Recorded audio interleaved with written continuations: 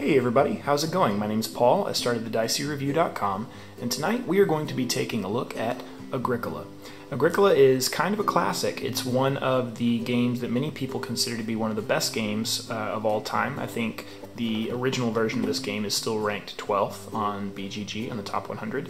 Now this is the Mayfair version. There have been a number of different versions of Agricola. The first one that came out was in 2007. It was 1 to 5 players. This is the revised version that came out last year in 2016, and it is for 1 to 4 players, but can be expanded up to 6 players with an expansion that you can buy and add on.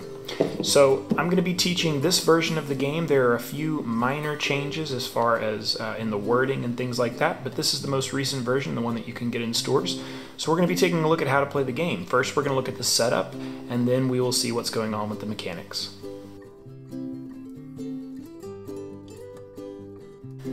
Alright, so the first thing you're going to want to do is set up the main board. Now this is what it looks like. In the new version, on the end right here, there is a little puzzle piece that can detach and switch out for how many players you're playing the game with. Now with this one, we're going to be setting up as if we're playing a 2-player game. So right here you can see on the bottom left there's a little worker outline right there with a 2 on it. So what you'll do is you'll find that extension, put it on the board, and then set the board out in the middle of the table within easy reach of all players. It has a lot of action spaces right here, and we'll talk about how to fill those up later, but that's the first step, is setting out the player board. In addition to the player board and the main board, there are a few separate tiles that are included with the game, a few extra little action boards that you can play with if you want to. The side job gives you 1 extra space that allows you to do something a little bit different, and it's available for 1 to 4 players if you choose to play with it.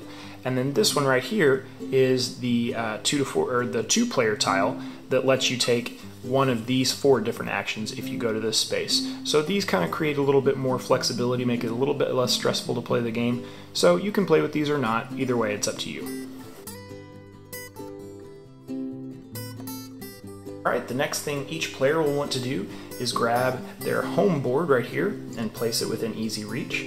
This is the home board that you will fill up with animals and vegetables and extend your house out here to gain the most points possible. So each player will take one of these boards and place it face up in front of them. There's one last board to place out. This is the Major Improvement board. This one will go out within reach of all players. All of these spaces are going to be filled up with cards that players can purchase throughout the game. So you'll just want to place that somewhere near the main player board within easy access of all players. Alright, the next thing we'll want to do is place out a lot, and I mean a lot, of animal meeples and veggie meeples and all kinds of different tokens. I have gone ahead and set up all of these little trays to hold these different meeples and tokens neatly. So through the magic of editing, we are going to fill all these up so you can see what it looks like when we're done. Alright, so as you can see, we've got all of these trays filled up with the various tokens and meeples that we'll need throughout the game. We've got reed, we've got grain and clay and vegetables, a number of different animals up top along with wood and the food tokens. So now that we've done all of that, let's look at how we set up all of the cards, and then we are close to being done with setup. Alright, now that we've placed all of our meeples out and all of the vegetables and the animals and things like that, we're going to take some of these tiles that come with the game. These are room tiles and field tiles, and we're going to place them out. So as you can see, there are some tiles that have a room on one side and a field on the other. We'll want to go ahead and split those tiles up and place them next to the player board. Some showing the room, some showing the field. And then there are also clay and stone room tiles, double-sided once again. And we'll want to go ahead and split those up, place some as clay, place some as stone, next to the board within easy reach of all players. Alright, one of the first stacks you may want to start setting up are the occupation cards. The occupation cards will have this yellow back right here, showing that that is the type of card that they are. When you flip them around, there's a few things that you want to look at. First and foremost, you want to look right here on the left side of the card to see what number is listed there. There will be a number listed there that goes with the amount of players that you're playing with. So if you see a 1+, that means that you can play these cards with the solo game on up. And then there are also some cards like this one right here that will have a 3+ or a 4+, and so on. You'll want to go ahead and take those out in the version that we're playing with 2 players. After that, you will shuffle up all the cards and deal out 7 to each player. Now, there's an official variant in the rulebook where you can draft these cards. We're just going to be teaching it as the rulebook states in the base game. One other quick thing to note is there are 2 types of decks. There's A cards and B cards. A cards are what they recommend starting with because they're a little bit more straightforward and easy to understand. It's personal preference. If you want to go ahead and shuffle up all of the A's and the B's, it adds a little bit more variety. So that is up to you. After this, you would go ahead and shuffle up all these cards and deal 7 to each player, and you're done with occupations. Now the next stack of cards that you want to shuffle up are the cards with these orange backs. These are the minor improvement cards, and these don't have a player requirement over on the left like the occupation cards do, but they do have an A or a B on the front. There are also some cards that will come potentially that have, I have a promo card here that is from the L deck. But the same principle applies with these cards. A is a little bit more straightforward and easy to understand, and then B will be a little bit more advanced and might be for more experienced players. So once again, it's personal preference which ones you want to play with, but with the exact same type of step, you would shuffle these up and hand 7 to each player, and those are going to be their starting 7 minor improvement cards. Alright, the next stack of cards to deal with are these major improvement cards, and these are the cards that are going to go on this major improvement board up here. There's a picture on each one of these cards that match a space on the major improvement board, so you will just place the card on the picture that matches.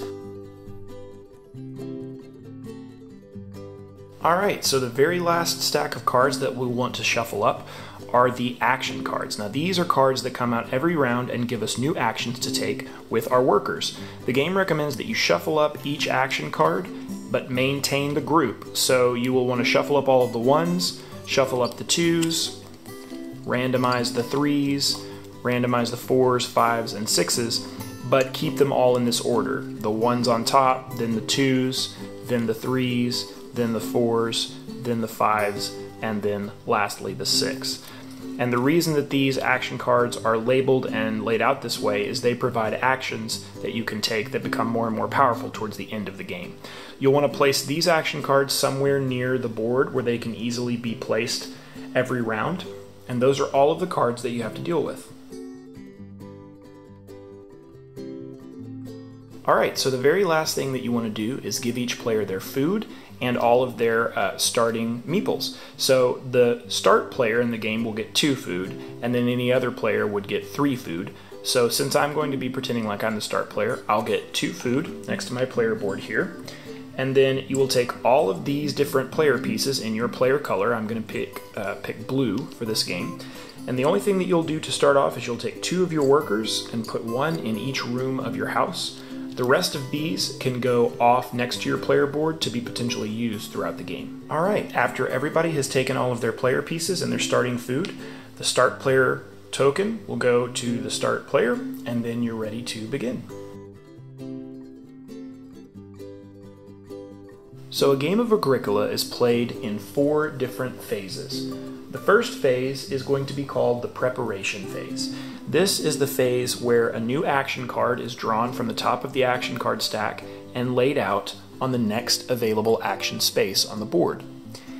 These action cards will give you new actions to take throughout the game, and they're varied by each game that you play, so it's going to feel different every time that you play based on when they come out, and it can kind of change your strategies. So that's the first step of the preparation phase. The next step is that we will want to replenish any accumulation spots, and those are these spots on the board that have arrows on them, with resources. Now, at the start of the game, We don't have any on the spots just yet, but we will place them as part of setup. So what you want to do is you'll want to take the goods depicted on any of these spots with an arrow and place them to the left of that spot, or to the right if they show it right there. The interesting thing is that in future rounds, if no one takes this wood and there's a 3 right there, 3 more wood will be added. So that's why they call these accumulation spaces, is because over time, if no one takes these spaces, more and more wood or clay or reed can pile up and be taken later as a very powerful action. So the first thing that we'll want to do is place out the wood, place out the clay, place out the reed, place out 1 food on our fishing spot right here. And some of these resources are upgraded resources that I've gotten, but that's what they stand for.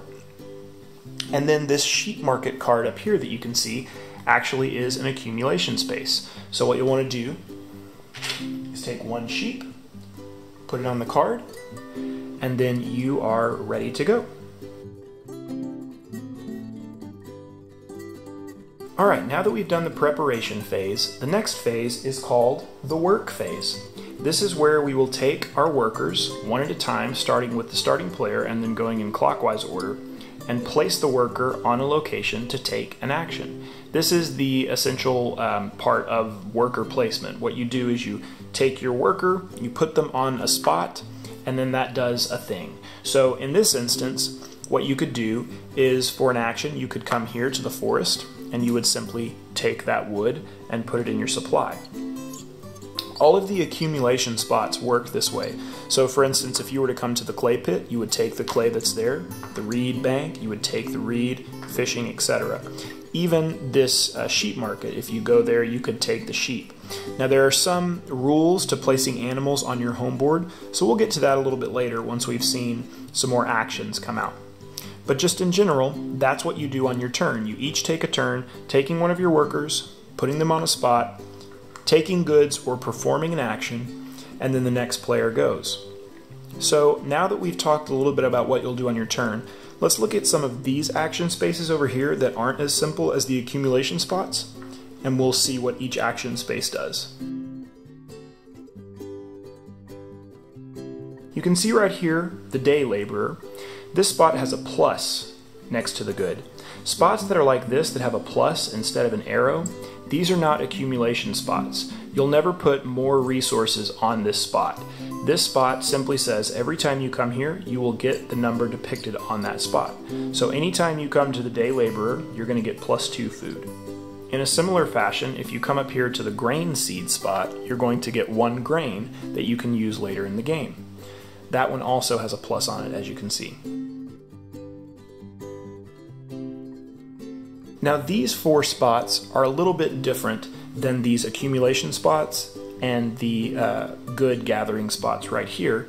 So let's go ahead and look at what they do, and then we will talk about some of the action cards that can come out later and how they can affect the game. So the first one that we want to look at is the lesson space right here. This is a space where you can come that will allow you to play some of your occupation cards that we got at the start of the game. You may remember that we were each dealt a hand of 7 occupation cards with the yellow background. You can't play these cards from your hand at any time. To play these cards, you have to come to a spot that allows you to play the card. So if you look at the lessons space, it says first occupation is free, and coming to this spot allows you to play 1 occupation card. So what that means is that the first time that you come here, for the very first occupation that you play in the game, you don't have to pay any food. So let's say, for instance, that we wanted to play the seasonal worker card. Now this occupation card, and really any occupation card, these are just cards that will give you a lasting bonus throughout the game that allows you to have a special ability that someone else may not have. The seasonal worker says each time you use the day laborer space, which is right here, you get 1 additional grain. From round 6 on, you can choose to get 1 vegetable instead. So this card is very powerful. It allows you to take not only 2 food every time you come to this spot, but in addition, you get to take 1 grain as well. So it essentially allows you to take 2 actions for the price of 1. So coming to this spot would allow you, for the very first occupation you play, to play this card out next to your player board for free.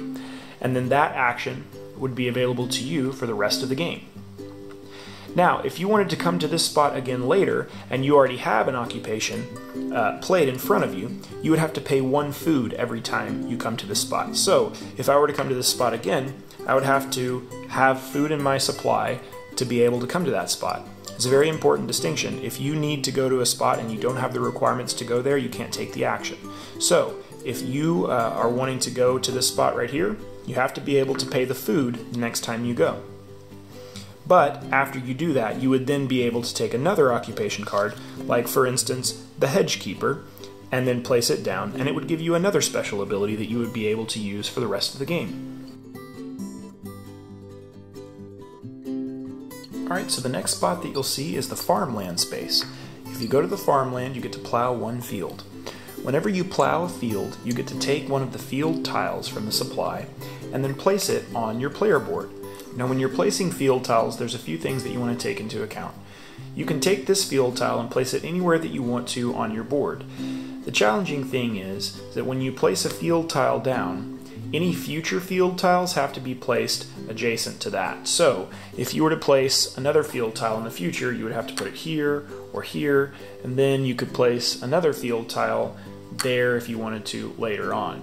But just in general, once you place one of your tiles down, whether it be a field tile or whether it be an extra room to your house or whether it be a fenced pasture that you have to place the same type of rooms or spaces next to each other.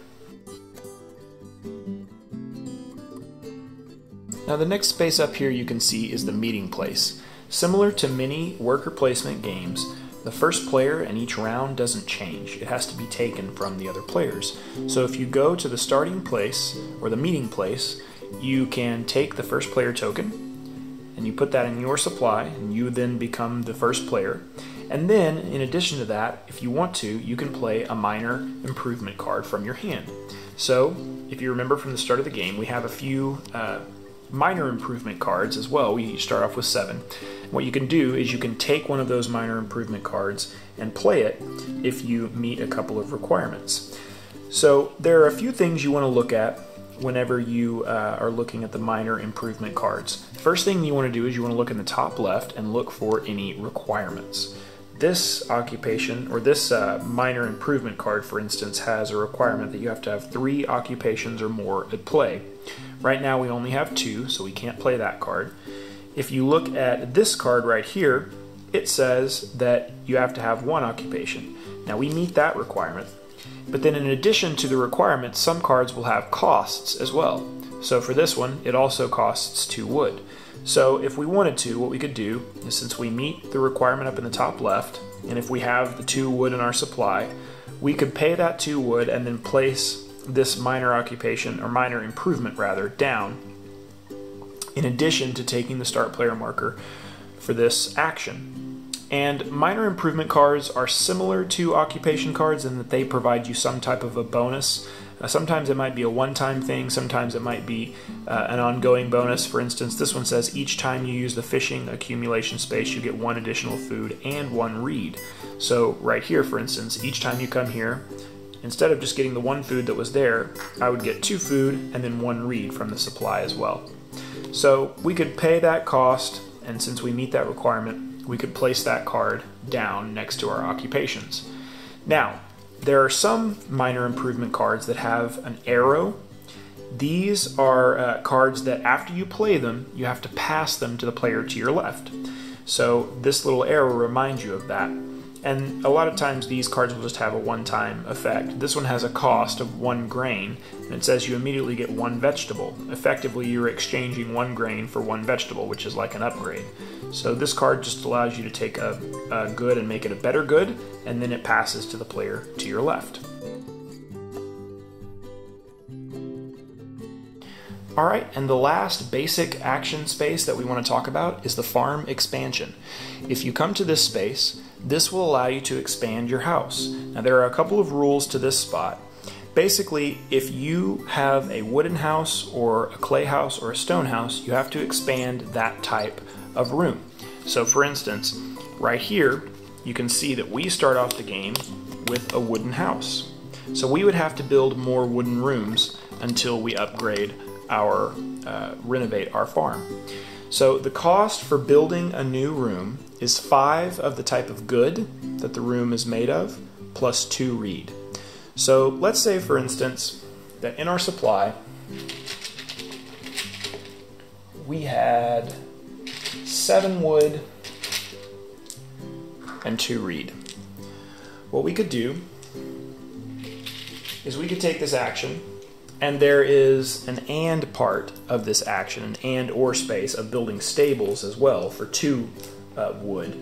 So if you look at this action spot, it says that you can first and foremost, if you want to, build a room to expand your farm, and then in addition to, or instead of, if you want to just build stables, you can build a stable for 2 wood. So let's look at that really quickly. If we wanted to build a wooden room, we would take our 5 wood from our supply. We would then take our 2 reed, and this is the wood for the walls and the reed for the roof. We would place them back in the supply. And then we would get to take a wood room tile and place it on our player board. Now the same placement rules apply as we talked about earlier, so it has to be somewhere adjacent to the other wood rooms in the house. But you could just place that right there on your player board. Then, in addition, if you wanted to, with that action space, you could pay 2 wood any number of times to build a stable. So we could put our 2 wood in the supply. We could then take one of the stables that we have in reserve here and place it somewhere on our player board. Now, we can't place it on top of on a field tile right here, and we can't place it in a room, but you can place this stable somewhere in an open field. And stables are pretty cool because they allow you to keep 1 animal in that space. And then if you can close off this stable with fences, it will double the amount of animals that you can keep in those fences, and it's worth a point at the end of the game if you manage to surround this stable with fences. So in addition to building a room, we could put a stable right there in that open space. Now on that action spot, and in most spots that have that black arrow, you can take that action as many times as you have the resources to do so. So for instance, if you see up there where it says building rooms costs 5 wood and 2 reed, you could, if you want to, spend 15 wood and 6 reed to build 3 rooms all at once, and then you could build as many stables as you could afford. So just in general, that's how you build rooms, and you can do it as many times as you can afford. Alright, so these are all of the basic worker spots that you can go to. We've kind of covered all of those and talked about a few basic concepts. So now that we've done that, we want to go ahead and talk about the 3rd phase of the game, the returning home phase. And that's just simply where each player will take all of their workers and put them back on their player board. After the return home phase, you would want to draw a new action card, place it on the space where it's indicated, and then fill up all of the spaces, the accumulation spots, with more goods to prepare for the next round. So this is the basic sequence of a round, but I want to talk about a few things because we still have a lot of different concepts to go over, these different action spaces that can come out on the board later, and we also need to talk about a very important aspect of the game, the harvest that takes place at each round showing the harvest symbol. So basically, we'll go over some of the more complex concepts of the game, like animal husbandry and growing crops and things like that, and then we'll talk about the more important aspect of the game, the harvest, which allows you to grab crops from your field, breed animals, and then you also have to feed your people during that step, so it's a very important step to talk about. Alright, so one of the very important aspects to this game are major improvement cards. Now, major improvements are these cards that you will see up at the top of the player board. And as you can see, as some of the rounds progress, a major improvement card will come up that is available for players to visit. What you can do is when you go to this spot right here, you can choose to either buy a major improvement card or play a minor improvement card from your hand. Now, what you'll want to do is, if you are able to purchase a major improvement card, you can get those cards and play them next to your player board, and they will give you very powerful bonuses that will help you throughout the game. So just in general, when you're looking at major improvement cards, they have a cost associated with them. and they do a number of different things for you. Let's take the cooking hearth, for example. If you look at the cooking hearth, this card has a cost up in the top right of either 4 or 5 clay, depending on when you get the card. So this one right here has a cost of 4 clay, and this one can be very useful because basically this card allows you to convert different goods into food at any time, different goods or different animals. This card will also allow you to take a bake bread action, which can be very powerful later on in the game for feeding your people. This bake bread action will allow you to turn grain into food, and if you have multiple cards that have a bake bread action, you can take as many of the bake bread actions as you have during a round. So for instance, if I have 2 or 3 cards that have a bake bread action, I could turn 2 or 3 grain into that number of food, depending on what the card says. Now this card says that you can turn grain into 3 food with a bake bread action. Also, at any time, this card will allow you to turn vegetables into 3 food, sheep into 2 food, pigs into 3 food, and cows into 4 food. So let's say that we went to the major improvement spot and we had 4 clay in our supply. We could then pay that 4 clay back to the bank and then take this card and put it into our playing area. So we could take this card, put it next to, for instance, our minor improvement over here. And then in addition to allowing us to do all of these really cool things, it will be worth a number of points at the end of the game printed on the card as well, so it's worth 1 point right there. So that is kind of how the major improvements work. Now once the major improvements are purchased, they're gone. So getting there early and getting the best major improvements possible can be very useful. So that's basically how the major improvements work. Now, the other spot that will come up potentially throughout the game is the sow spot. This is a spot that allows you to take any grain or vegetables that you have in your supply and plant them on fields. In addition, you can also take a bake bread action when you come here if you have the available upgrades that will give you that action. So let's just say that I wanted to come to this spot and my player board looked like this. I have a couple of fields that are ready to be planted, and I have some grain and some vegetables in my supply. What you could do is, as the first part of that sow action, you could plant any number of open fields with vegetables or grain. Now when you plant things on a field, for any grain that you plant, 2 more grain will be placed on top of that field, ready to harvest in later harvest phases. And then 1 more vegetable will be put on top of the vegetable field, ready to harvest in future harvests.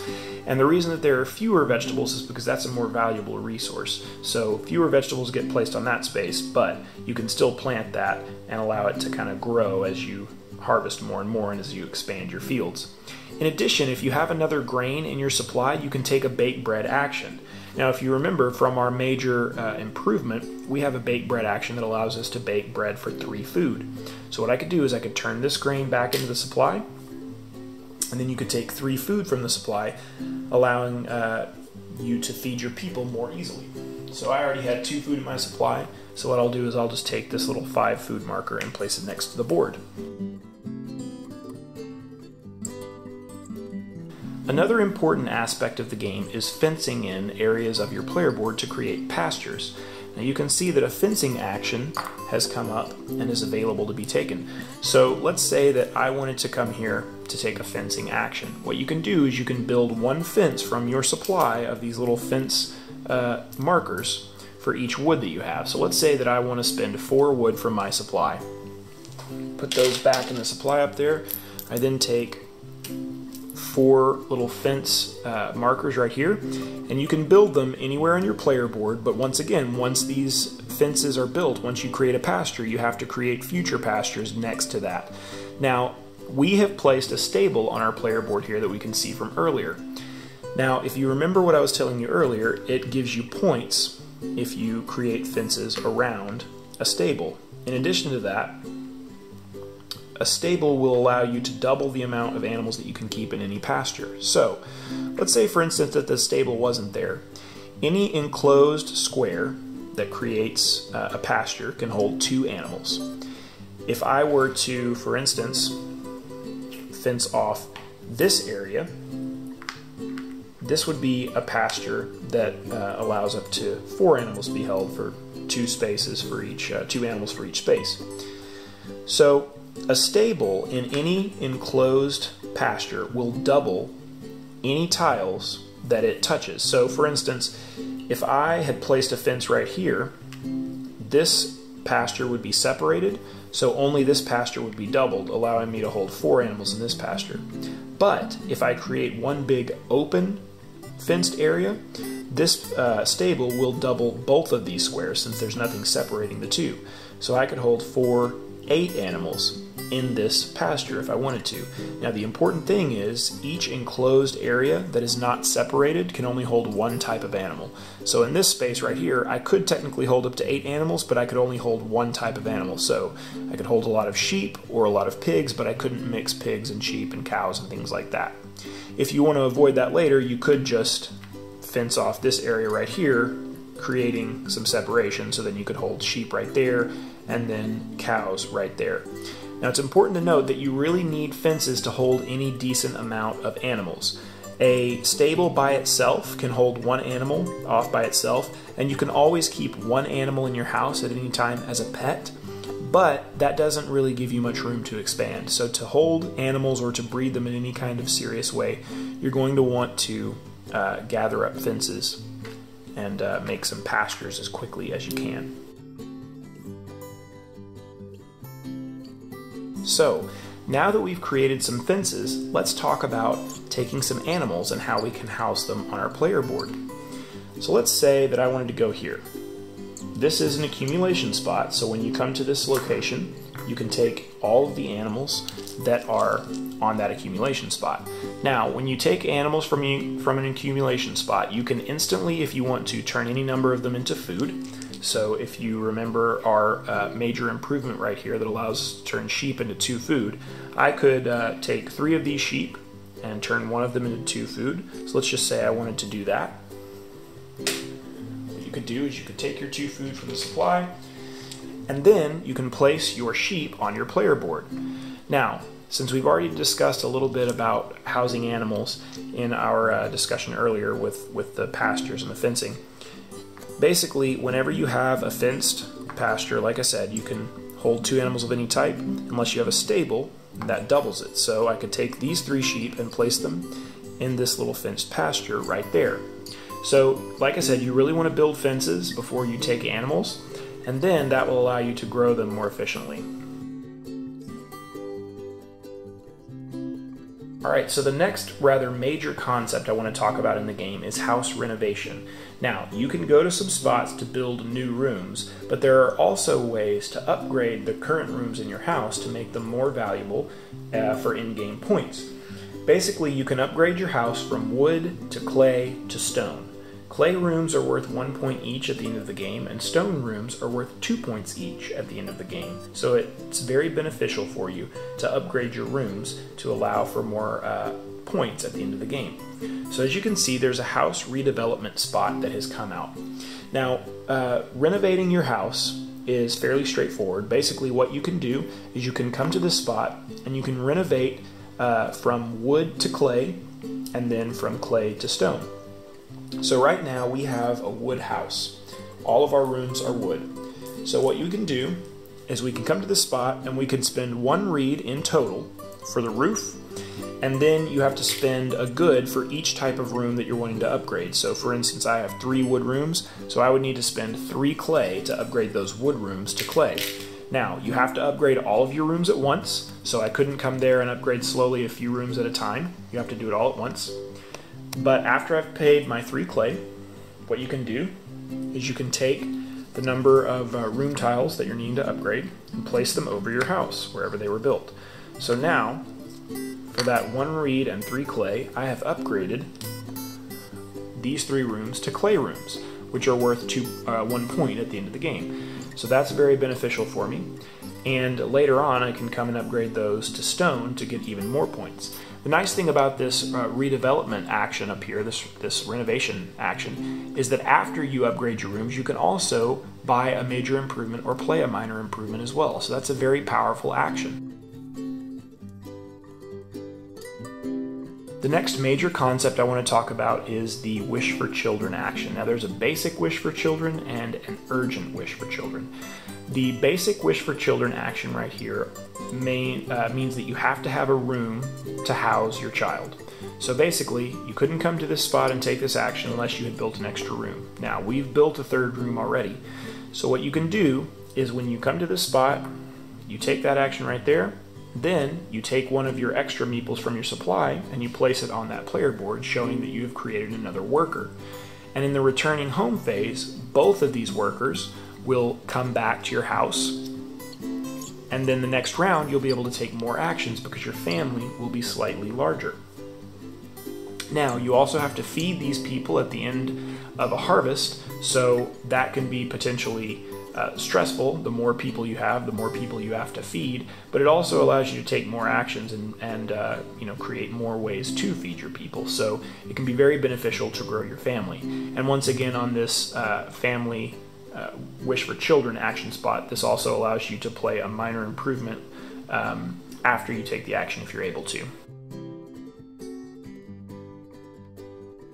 Alright, so we have discussed all of the major aspects of the game. We've discussed action spaces, accumulation spaces, upgrading your rooms, planting crops. We've discussed fencing and how to hold animals, growing your family, renovating your house, all of these things. So those are really all of the major concepts of the game. As you can see, the different action cards that have come out will just be more powerful versions of the actions that you can take. So for instance, you'll have a pig market that comes out that might create more valuable animals, vegetable seeds that allow you to plant more valuable crops, cattle market, an even more valuable animal. You'll start to see stone be placed, the quarry, that allows you to upgrade your rooms to stone.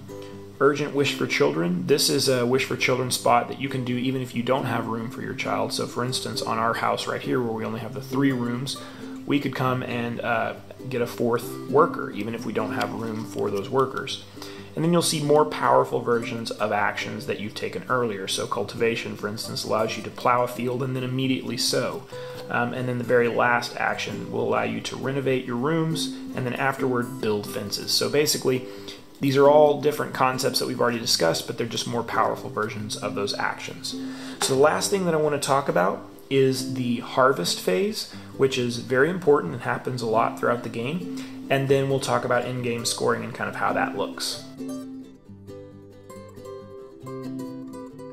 Alright, so at the end of any round that shows this symbol, you're going to have a harvest. So basically, throughout the game, you're going to have 1, 2, 3, 4, 5, 6 harvests that you will have to handle to feed your people, and also you'll also get some bonuses from the harvests that will allow you to harvest crops and breed your animals. So basically, at the end of any round, like I said, right here, you would have to go through a harvest phase, which will, a few things will happen in a harvest. The first thing that's going to happen is anytime you have crops planted in your fields, you're going to take 1 crop from each field that you have. So you would harvest, in this case, a grain and a vegetable. That's a good thing.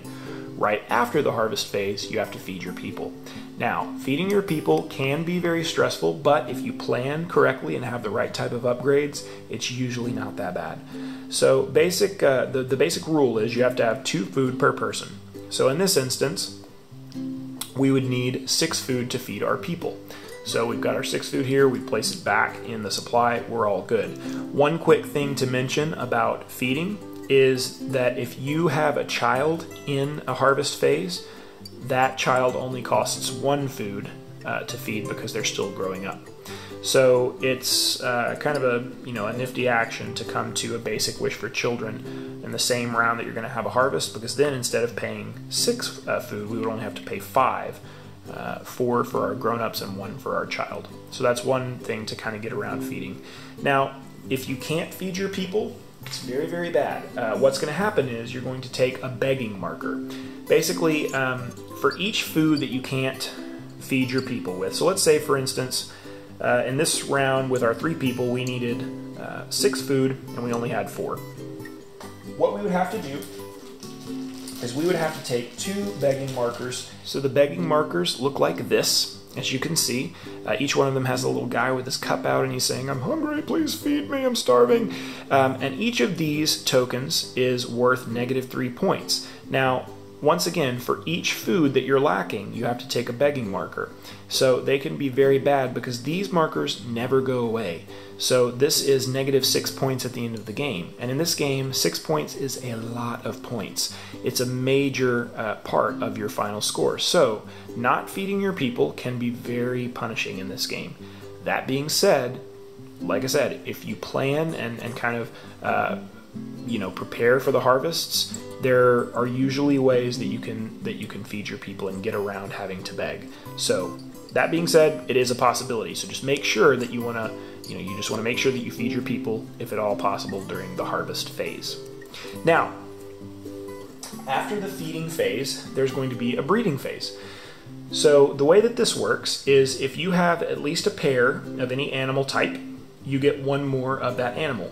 So for instance, even if I had 4 sheep, I would only get one more sheep. So each pair doesn't breed. But if you have enough sheep or cows or pigs to make a pair, you can breed one more animal of that type.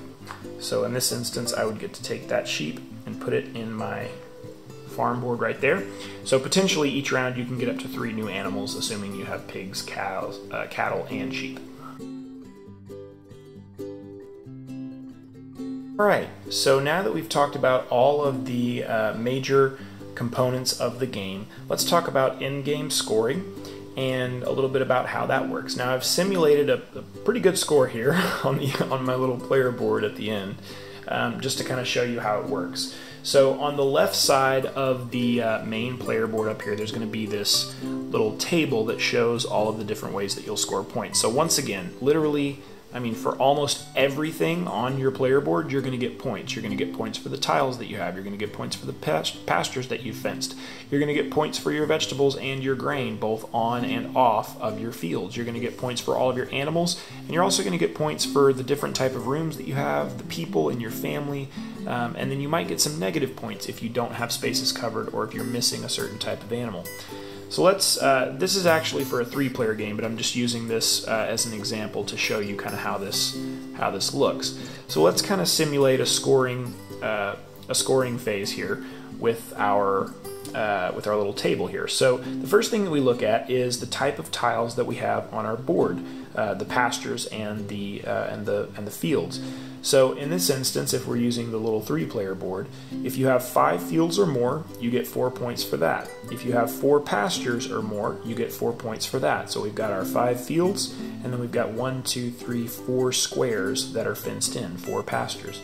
So we would get max points for that. We would get 4 points each for those 2 categories. The next category is going to be for grain and for vegetables. So in this instance, you count up all of the grain and all of the vegetables that are on your field and in your supply. Now we don't have any that are in our supply just now because we may have used those for food in our final round or something like that.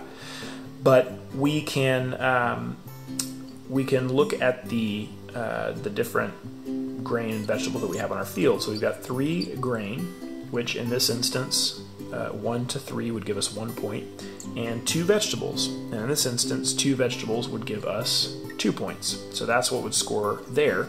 Then you move on to your animals, and for the animals we've got 4 sheep, so 4 to 5 sheep is worth 2 points. We've got 3 cows, 2 in a little pasture and 1 is a pet at home. So 3 cows would be worth 2 points in this version. And then we've got 4 pigs. So 3 to 4 pigs would also be worth 2 points. Now the last little bit that you will score will be your rooms and your people. So the other quick thing to mention is that we also have 1 stable that's fenced in here, so that would be worth 1 point. And then we would score points for the types of rooms that we have. Now we have stone rooms here in this little example, which means that we would get 2 points per room for a total of 8. We would get 3 points per person in our family for a total of 15. And then we would also get, unfortunately, a negative point for any open space on our player board. So we would have a negative of 2. The other thing that you'll take into account is that for all of the upgrade cards that you have and some bonuses on certain cards that you might have bought, you'll also get more points. So in this instance, we only have 2 from that, but you would just get points for any cards that you might have out in play. After all that is added up, you would total your score, and whoever has the most points wins. Now, if you look at, this is kind of a finished little point card right here, so you can see that there's you know, a big variation in the type of points that you'll have, but in this particular game I had 47 points, and that was the winning score. So on average, you know, you can probably get a lot more than that. I'm a very inexperienced Agricola player, but this is just kind of how all of these things would add up to give you that point total. So you can see that any of those begging tokens that you get would be very detrimental if your total score is 47 points. So that's kind of how the scoring works. There are some intricacies that I didn't try to go into too much detail about, just kind of about moving animals around. You can do that freely, and then also using vegetables to feed your people. You can do that 1 for 1 if you don't have an upgrade card. There's little stuff like that that I didn't mention. I just wanted to kind of touch the main parts of the game, and this is a pretty involved game. It's pretty in-depth. I will say, once you get the game, it makes a lot of sense. It is it's kind of intuitive. It is kind of what some people call a sandbox game, meaning there's just kind of any direction. It's just your sandbox. You can play kind of however you want to, and I love that about the game, that you can just take a number of different strategies and go any direction that you want to go. It has some restrictions on you for sure. You have to play within a pretty tight framework, but there's just so much beauty and elegance and depth in this game. So the new Mayfair version that came out is going to have tons of expansions. It's going to have tons of support, because it's a very popular brand for them, and so I'm sure they want to continue to release content. So if you buy this revised version of the game, there's going to be tons of new stuff that will be coming out that you can purchase if you so choose. But I've really enjoyed it. I think this game is pretty fantastic. So I'm a new gamer that is discovering old games and loving every minute of it. So I hope that this was helpful. If you have any questions, you can always email the dicey@gmail.com. You can visit us at our guild on Board Game Geek, which is the Dicey Review. I don't know the guild number, I'm sorry. And then you can also listen to our Dicey Review podcast if you want to hear us talk about all of these games as well. So hope that you've enjoyed the content, and until next time, we'll see you at the table.